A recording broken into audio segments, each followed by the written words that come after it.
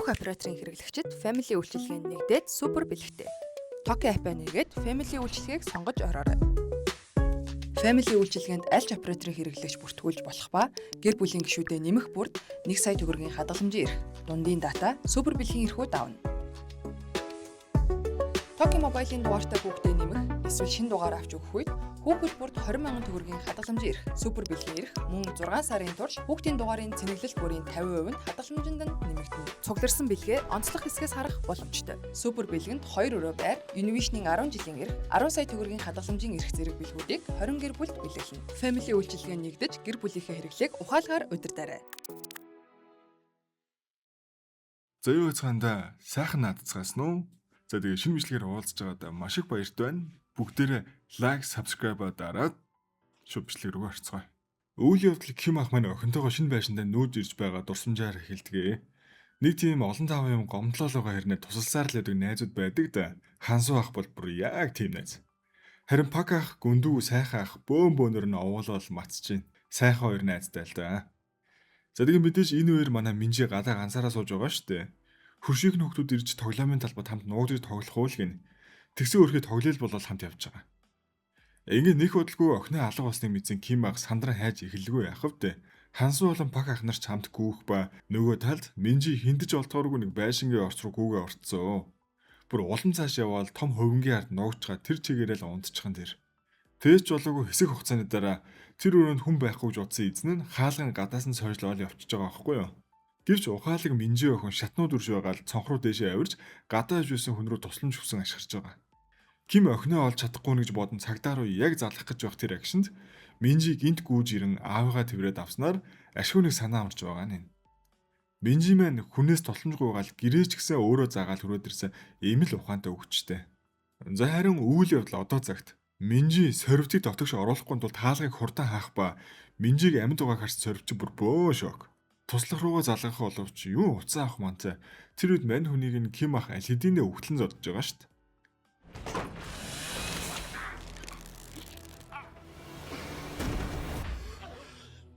Аргаа барсан сорвд бус хүмүүсээ ч офис төр хурдан ирэхийг тушаагаал авлаа. Ким ах туслахаас нь охиноо хаана байгааг асуухад тэрээр хүүтэн зойрон дотор байгаа хэлдэг боо. Яг энэ мөчөд хажуунаас нь цахилгаанаар ах руу дайран довтлохыг оролцсон ч харин өөрөө цахилгаан цохиулан газар дээрээ өгөж байгаа нэ. Энэгээр ийхүү 9 шидийн болж байх зүр Пак ах өөрийнхөө ярианы чадварыг ашиглан тусгай албаны ажилтнуудад зогссоо зайгүй дэлхийн түүхийн хичээл орж ийна. Сайндаач яг үндэ тэднийг өөзөндөө анхаарлан сарних үед Пак ах хэдийнэ гаваатай айлзаа тэдэн рүү гинт дайраал бүгдийг нь хүлж скошт бол машиныг нь унаад зогсчлгүй яахав дээ. Нөгөө талд үлдсэний туслах нь хөлдөөгч рүү яарч идэл Ким ах чөтгөр сүмшгэл гинт гарч ирэл маш хүчтэй мөргөөл авлаа. Энэ бүр үн зовцон дүрээ байнга л зодуулж явна. Ийхүү Ким ах машинаасаа бууж тэр туслахын чирч гаргаал хөдөн зойрлуу газарчлуулахаар дагуулаад явж байгаа. Яг энэ мөчөд хансуу усан сэлж чаддгүй ухаан алдсан тусгайгийн даргаыг голын ирэг дээр айхалж явахсаар гаргаж иртэл цаана нь манай Пак ах хэдийнэ ирсэн хүлээгээл сууж идэггүй мө. Хансуу гайхал чи намайг энэ дэрхийг яаж мэдсэн юм гэхэд Пак ах чиний зуртаг зам дандаа л ижлэхэн байдэн штэ л гэж авсан. Ингээ амартаж хоёр ах планаа ярилцаал салж явах төлөвлөгөө л гаргалаа. Энэ үеэр нөгөө талд Ким ах туслахын дагуулan явж итэл сорвтын маш олон хүмүүс зам хаагаал гинт гараад ирж байна. Гэвч энд ингэж цаг одоо байхгүй шүү дээ.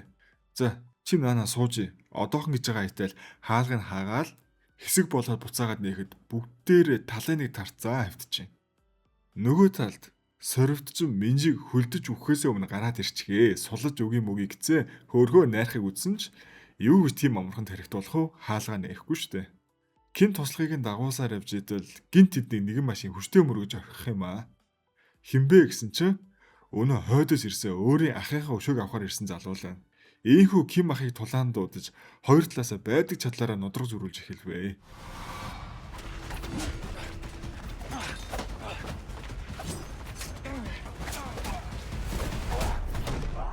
Тэгтээ бас барахгүй л дээ манай үнийг. Гэсэн хамгийн гол нь энэ хүн яг яагаад өөрийнх нь нараас яваад байгааг мэдэхгүй байсан байгаа байхгүй юу? Миний ахыг чи алсан гэж хэлэх үед л ойлгож байгаа нь. Ким гайхан энэ залуу найзын зөв Кансон гэдгийг эцэст нэг мэдлээ.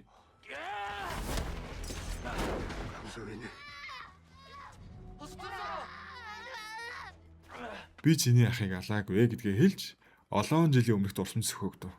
Тэрхүү дурсамжинд мань хоёр чухамл хоорондоо алцаад идэг байсан хоёр юм уу гэсэн чи бүр үгүй ээ. Би биенээ анхаарч хардаг их сайн найзууд байсан байгаа. Оройн тэд хамт хоололж, олцсон хоолоо бие биедээ хувааж, ер нь л их сайн найзууд байсан байлээ л дээ. Өмнөд рүү явахын өмнөх орой Ёнган Ким тандаа би гэртээ харж гэр бүлтэйгээ уулзмаар байна. Би өөрийнхөө нэрийг марсан ч чиний Ким гэдгийг хизээж мартадаггүй. Чи миний ганц найзд бол намайг хизээж битгий мартаарай гэж загчээж л дээ. Гэвч даалгаврын үеэр тэд хавханд орж бөмбөг дэлбэрээ найз нь хүн бэртдэг. Ким түүнийг хичнээн аврахыг хүссэн ч бүр хөлн тасраа унтсан. Найз нь тэгэл чи заавал амьд үлдэх ёстой шүү гэж загсаар л байсан юм байна лээ. Ийхүү Кимд өвхөж болохгүйг сануулсаар өөрөө өгсөн түүхтэй байлгаж. Минжиж хүдэн зойрон даарч явахдаа аавгаа хэлж үзсэн үгсийг санаж заавал амьд үлднэ шийдсэн болтой. Гадаа сорвд туслахаа арай гэж алхаж ирээд ухаан алд унахыг хардаг ба энэ үеэр Минжи нэг санаа гаргасан байгаамаа. Өөрөөрөө түүнийг хуурч оруулж байгаа л араас нь төмрөр толгоор нь маш үстэй зөхөж ухаан алдуулж байгаа. Одоо ингэ мэдээж өөрөө зогтлгүй яах вэ? Нөгөө талд Ким бас нэгэн үннийг эцэст нь дэлгэж байна. Тэдний бүгдийг нь өнөө генерал нь өөрөө золинд гаргасан байна штэ бүр. Өөрөө тушаал дэвших гэж л хийсэн үйлс нь тэр байж. Ингээд энэ үннийг хэлж ахын чинь хүсэл бол чиний амьд явах явдал юм шүү гэж сануулхад дүүн үнэнтэй илэрч чадахгүй маш их цочролд ороод үлдлээ. Tokyo Happy Family үйлчлэгэнд бүртгүүлж амжаагүй байгаа бол яг одоо гэр бүлийн группээ үүсгэн гишүүдэд нэмснээр 2 өрөө байр 10 сая төгрөгийн хадгаламжийн эрх, Univision-ийн 10 жилийн эрх зэрэг супер бэлгүүдийн эзэн болох боломжтой шүү. Family үйлчлэгээнд аль ч хамаагүй бүх операторын хэрэглэгчнэр хамрагдах боломжтой бөгөөд Tokyo Happy Family үйлчлэгээгээр дамжуулан гэр бүлийн группээ үүсгэж гишүүдэд нэмэх бүрд супер бэлгийн эрхүүд нь автоматар нэмэгдэнэ. Мөн хүүхдийнхээ Tokyo Mobile дугаарыг Family үйлчлэгэнд бүртгүүлэх эсвэл шинэ дугаар авч өгснөөр хүүхдийн нэр дээр 20,000 төгрөгийн хадгаламжийн эрх үүсгээс гадна 18 нас хүртэлх хугацаанд хийсэн цэнэглэл бүрийн 50% нь хадгаламжид хоригдлогдно. Үүнээс гадна хүүхдийн дугаарын хоногийг 18 нас хүртэл автоматар сунгахт бол хоногийн хугацаа дуусахгүй санаа зовох шаардлагагүй. Хамгийн том давуу тал нь Family-гийн гишүүн болоод хүүхдийнхээ байршлыг харах, дансын цэнэглэж өгөх, датагаа хувааж ашиглах, U-Point оноогоо өндөр хувиар хамтаа цуглуул зарцуулах гээд олон давуу талтай юм. За тэгээд супер бэлгийн эцдийг 2026 оны 8 сарын 1-ний өдөр лайваар тодруулах тул та Tokyo App-та нэвтэрч Family үйлчилгээндээ бүртгүүлэн эрхээ цуглуулаарай. Бүх операторын хэрэглэгчнэр Family үйлчилгээнд бүртгүүлээд супер бэлгийн эзэн болох боломжтой. За ингээ бүгдээрээ бичлэгээ өргөжлүүлээ. Минжи зүгтэж явахдаа дөнгөж ирж буй нөгөө том боссын туслахуудыг хараад буцаад нэг өөр байшин руу орчиж байгаа байхгүй юу? Харин Ким хүдэн зөөрөн дээрээ охиноо хайсан ч олсонгүй. Гэхдээ Минжигийн үлдээсэн аава намайг уушлаарай гэсэн бичгийг олж хараад охиноо амьд байгааг мэдэж нэг жаахан ч гэсэн амьсгаа авч байгаа юм ба. Ийхүү тэрээр гадагш гүүн гарч контейнер дээр авирж байгаад Минжиг хашаа даван зүгтэж байгааг олоо харчихсан тэр. Яг энэ мөчөд тусгай албаныхаа дарга голын эргээс олж авдаг бөгөөд ажлын бүтлгүүц нь маш их ууртай байгаа. Өнөө хоёр маань бүр картыг авцсан, аливаа картаар нь дэлгүүр нүүлгцэн сууж байгаа шүү дээ. Хансуучны хямдхан мотоцикл олж явбал Кими араас хурдтай давхлаа. Бомб дээр туслах нам сорвдыг тамалж охины цогц хаана нь гэхэд охин өхөөгүйгээр барахгүй бүр зүгтчаад байгаа шүү дээ. Нам хүмүүстэй охиныг хайхыг тушаагаал нэг хүндээ наатахаа ал гэсэн боловч сорвдгоо тийм амархан өгөхгүй юм байна өө. Тэр хүнийг өөрөө алаад тэндээсээ сэмэрхэн зүгтчихэж байгаа. Ким харин төв зам дээр гарч ирсэн ч охиноо олсонгүй. Арга бараа 80 руу залгаж охиныг минь олж өгвөл би өөрөө бууж өгнө гэдгээ ахаал хэлж байгаа. Тусгайгийн дараа харин бууж өгнө гэдэгт нь ерөөсөө итгэхгүй байгаа юм л та. Заавал охиныг нь төрүүлж барьж барьцаалах төлөвлөгөө л гаргалаа. Тэд охины хамгийн сүүлд харагдсан байршлыг тогтоож Минжи нэгэн машин сууж байгаа дүрсийг олж харж байгаа байхгүй юу? Гэвч харамсалтай нь тэрхүү машин нь тэдний гол дайсан болох өнөө том боссын машин байж таарваа гэж. Үгүй яандаа одоо. Ийхүү 6 дугаар анги дээр үйл явдал эхлэхэд биднийг 2006 он руу аваачиж мөн л дурсамж сөхнөө. Тухайн үед Ким Америкийн нэгэн өндөр албан тушаалтны хүүхдийг алсаас хамгаалах даалгавар аваад Өмнөд Солонгост ирсэн байж л дээ. Түүнийг байрлаж байсан зочид буудалтанд туслахаар 2 хүн ирсэн нь одоогийн манай 2 галзуу болох Хансу, Пак Жинжол 2 байлаа. Нэг нь дээд давхартан, өнөөх нь доод давхартан. Ким өгөн тэр хоёртой хамтрахыг огт хүсэхгүй шүү дээ. Ер нь Ким гэлтгүү хин чинтэйгээ хамтармааргүй байгаа байхгүй юу? Уулзмагцаал Хансу Жинжол 2 хоорондоо шууд хэрэлдээл унж байгаа. Угаасаа ямар уур амьсгалтай байгааг нь л харчих зүгээр. Хэрэлдэж тэр хоёр ресторан зодон байвал болохгүй гэж гадаа гарч байгаа шүү дээ. Уг нь бүр хоорондоо хамтрах ёстой хүмүүс байхгүй юу? Ким ах бүр юу болоод байгаад итгэж чадахгүй хоолоо эзээр л үлдэж явах жишээ нэ. Энэ бол тэдний анхны уулзалт бөгөөд Өнөөдрийн хүртэлх нөхөрлөлийнх нь эхлэл байжээ. Ингээ буцаад одоо үед ирэхэд тусгайгийн дарга болон түүний багийнхаа Минжигийн байгаа газар руу хэдийнэ хөдөлцөө. Яг энэ үед Наан нэгч охины байршлыг даргаасаа нууцаар Кимд хилчиж байгаа. Хансуу ах ч өнөө хуучин моцоглоо хөлөглөн ирж ахыг суулгаад охины зүг яргаж унаа нь бүр дэндүү удаан байсан нь цаг хугацаатаа уралдаж буй тэднийг нэлээд сандрагж байгаа. Тэгтэл Минжи хэдийнэ баян боссын гэрт ирсэн байна. Босс түүнийг ажлын өрөөндөө авчрахаас өмнө эхлээд усанд орж цэвэрлүүлэх тушаалах ба охин утас олж авч аав руу заллахыг оролцсон ч амтсангүй. Энэ мөчөд Минжид бүх зүйл нэг л с ижигтэй буруу дэше эргэж байгааг ухаарсан байлгүй ах втэ. Тэрээр хувцас олж өмсөөл боссын ажлын өрөөнд орж өмөгцөө хандах гэр бүлийн зургийг хараад шууд ойлголоо. Босс түүнээс яг юу болоод тэнд явж байсан талаар асуу шалгаахад Минжи бүхнийг нарийн ярихаас татгалзаж юу ч санахгүй байна. Тэр нэг мэтгэл маш хүйтэн газар сэрсэн. Юу ч мэдэхгүй нэтргээл ой самжаа алдсан дөрвөл хэсэж байгаа. Тэгээд аав руугаа залах уцсахгүй байхад нь мэдээ зөвшөөрөхгүй штэ энэ багийг. Учир нь босс охиныг машинд явж байхдаа нөхцөл байдлыг ойлгоод худлаа унтсан дүр үзүүлж байсныг нь ч гадралцсан л байж л дээ. Иймхүү өөрийн охиныг хэрэгт орохоос сэргийлэхийн тулд Минжид өхлийн тарилга хийж бүр мөсөн чимээгүй болох орол зэгч буй болтой. Охин хичнээн амьгуугаад нэмэргүй нэлээд хэцүү байдалд орчлоо доо. Гэвч байдал бидний бодсноор байсангүй. Аз уулч яг эцэгтэй мөчөд тусгайгийн дарга цэргүүдтэйг хашааны хаалгыг шууд мөргөөл хүчээр дараад ороод ирлээ.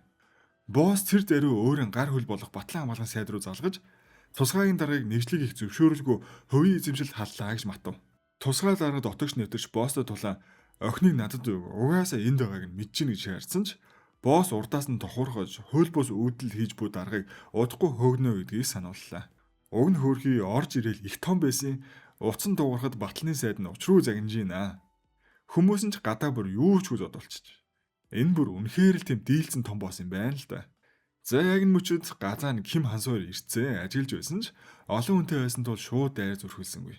Тэгтэл тэд алсаас өнөө хоёр тагнуулждаг бас сэмхээ дотогч нэвтэрж байгааг харчхан тэрэ. Ким ямар нэг зүйл сэтсэн л болтой. Ямар ч тач хоёулаа хоёр хувааг дийл гэж байна. За тэгээ хэсэг хугацааны дараа хандаа хаг даруулсан тусгай дарга маань ухарж ирээл өнөө хоёр тагнуулжтайгаа уулзж байна. Тэгсэн бүр юу гэж бөөм баяр. Манай Минжи тэр машинаас нь буугаал ирж шүү. За тэгэхээр юу болсон бэ гэхээр анханасаа тэгж пир пар гээл ордог нь учиртай л байж л дээ. Өөртөө ороод саалуулж явах хогор цаагаар хоёр тагнуулчин доошоо зойрлуу н ороод хаана нуусан бэ? Эвтэйхэн хайж олоод үүдэн дэх хамгаалагчдыг нь ч харгалаад Минжиг аваал гараад ирсэн байгаа. Гэхдээ энэ хоёр маань охиныг аварсандаа баярлахгүй байгаа мó хашийн нэг л унжуу царайлаад байна шүү. Яалцчгүй тусгайгийн дарга охиныг аварж байгаа гэхээс илүү барьцаалан аавыг нь барих гал байгаа юм л да гимгүү нэг. Эсрэг талын боссоос ялгаагүй л байдалд ороод байгаа мó да энэ ч одоо. Энэ охиныг бүр зовоо чанахгүй мó хоолмол идэхгүй ямар ч удаа явч хитэн ч удаа ухаан алдаж унав. За харин энэ үеэр Ким хөдөлж тусгайгийн үлдсэн гурван хамгаалагчийг хөдөлгөөнгөө болгоол хаашаа явж байгааг нь хэлүүлж яваад машин нь унаал араас нь явлаа да. Охин бин ганц хурууч хамаагүй хөрвөл бүгдийг чинь алан шүүлгэнэ. Уг нь охинтойгоо уулзсны дараа бууж өгнө гэдгээ хэлээл байгаа шүү дээ.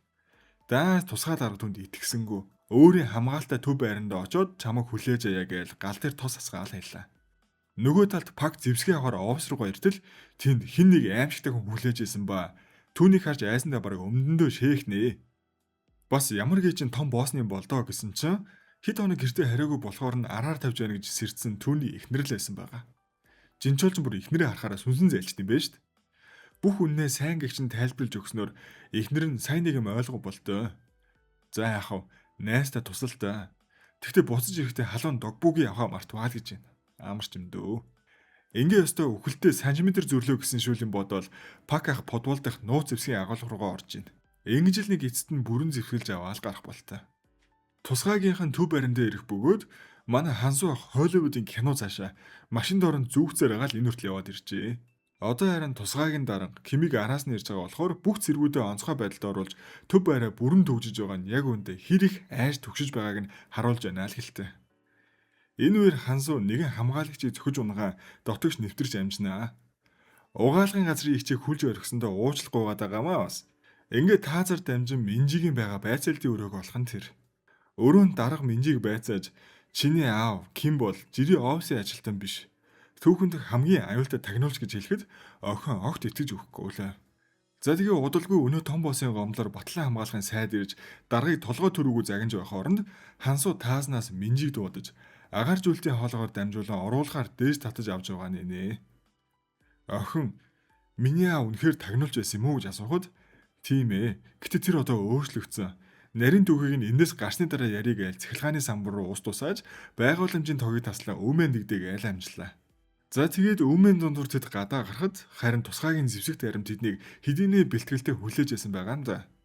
Тэгснээ бүр амар за охиныг л алахгүй үлдээ. Харин Хансууг санаандгүй алсан гэд тайлан дээр бичиж болох болохоор алаа л гэж байна. Хансуу ах ч хэдийнэ эвлэрцээ охиныг л зүгтаалгаад өөрөө өвөх гэж байна уу л гэлтэй. Харин яг тэр мөчтөл манай аврагч Баатар Пак ах машинаараа цөм мөргөн орж ирэх нь зэрэг. Байн хоцрохымаа гэж бас үг хайж маяад байгаамаа энэ муудаа.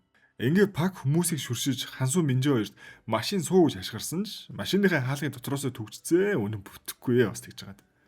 Бас дээрэс нь авч авсан зэвсэг нь хуурамч жинхэнэ сум гардггүй ч байх шиг. Тэгснээ яаж хуучин ажлын дүүнрээ алах вдэ тэр. Ингээд аргагүй ихэн цагаан тугаа өргөж ийна. Байдал буцаал хэцүүдэд ирлээ.